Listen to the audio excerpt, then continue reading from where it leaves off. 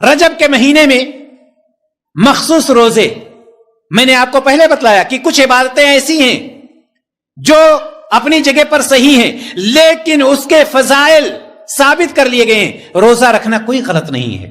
رمضان کے پورے مہینے ہم روزے رکھتے ہیں، ہر ہفتے میں 2 روزہ، پیر اور جمعرات کا روزہ ہم رکھتے ہیں جو نبی کریم صلی اللہ علیہ وسلم سے ثابت ہے۔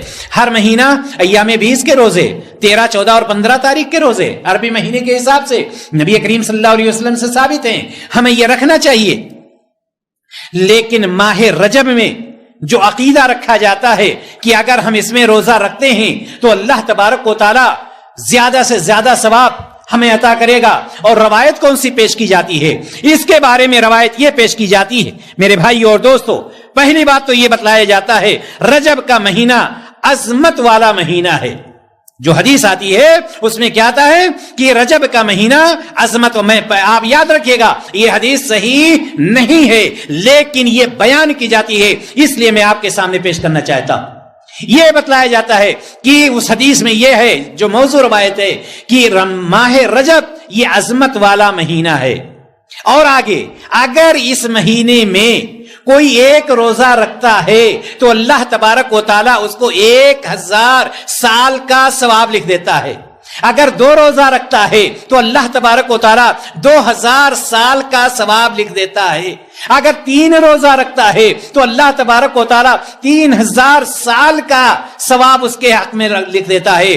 اگر وہ شخص 7 روزے رکھتا ہے تو اللہ تبارک و تعالیٰ اس کے لیے جہنم کے دروازے بند کر دیتا ہے۔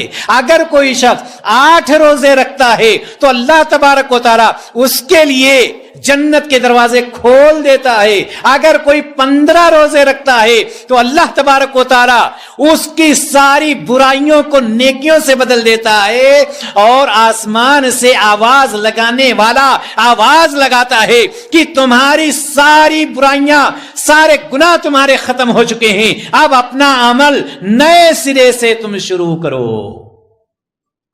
اب سوچئے اگر کوئی شخص علم نہیں رکھتا ہے، اس حدیث کی ان باتوں کو سن کر کون نہ بالکل آگے بڑھنے کی کوشش کرے گا؟ ایک ہی روزہ رکھ لیں، 1000 سال کا روزہ لکھ دیا جائے گا۔ لیکن میرے بھائی اور دوستو یہی بات اصل ہے، یہی چیز اصل ہے، یہی جاننے کی ضرورت ہے کہ یہ روایت بھی صحیح نہیں ہے جو روزے کے بارے میں لکھی گئی ہے۔ ابن الجوزی رحمہ اللہ نے اس روایت کو اپنی کتاب الموضوعات میں اس کا ذکر کیا۔